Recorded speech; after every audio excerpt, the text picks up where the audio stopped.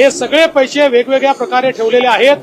आता विरोधकांच्या पोटात जरा जोरात दुखायला लागल्यामुळे ते रोज संभ्रम फैलवतात की आता हे बंद होणार ते बंद, काही बंद होणार नाही, सगळं चालणार। मराठा आरक्षणाच्या संदर्भातलं जे अहवाल होते ते अहवाल सुद्धा आता तुम्ही करताय आणि उपसमितीची बैठक सुद्धा होती, मात्र जरांगे पाटीलांनी आरोप केलाय थेट अमित शहाच्या होते त्यांनी आता या भानगडीत पडू नये असं आहे की त्यांना काय आरोप करायचे आहेत त्यांना करू द्या, पण मराठा समाजाला न्याय मिळण्याच्या दृष्टीने आमचं सरकार सातत्याने कार्यरत आहे।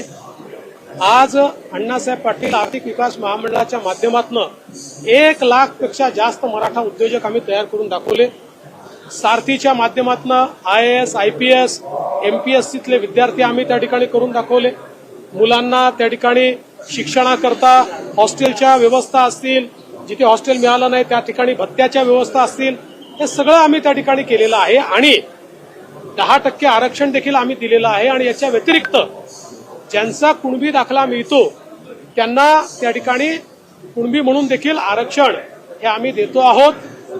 आज शिंदे समितीचा अहवाल आम्ही त्या ठिकाणी मान्य केलेला आहे आणि त्या अहवालाच्या माध्यमातून देखील अनेक आमच्या ज्यांच्याजवळ पुरावे समाजांच्या तरुणांचा फायदा होणार आहे। त्यामुळे कोणी कशीही कितीही टीका केली तरी देखील मी एवढंच सांगेन, आम्ही टीकेला उत्तर आमच्या कामाने देऊ। अमित शहा यांचा अब्दालीचा पुरावणा अशा पद्धतीनं काल उद्धव ठाकरे यांनी उल्लेख केला।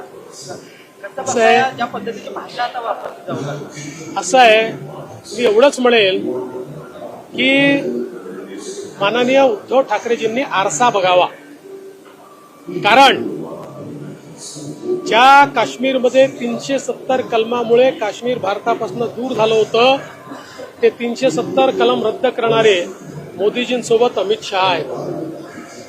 आज ज्या प्रकारे देशामध्ये सांस्कृतिक पुनरुत्थान पाहायला मिळतं, राम मंदिर असेल किंवा या ठिकाणी काशी विश्वनाथाचं मंदिर असेल, हिंदू म्हणून आमची जी काही ओळख होती ती पुसण्याचा जो प्रयत्न झाला होता 500 वर्षानंतर तो प्रयत्न मोडून काढणारे या ठिकाणी आमचे नेते आहेत।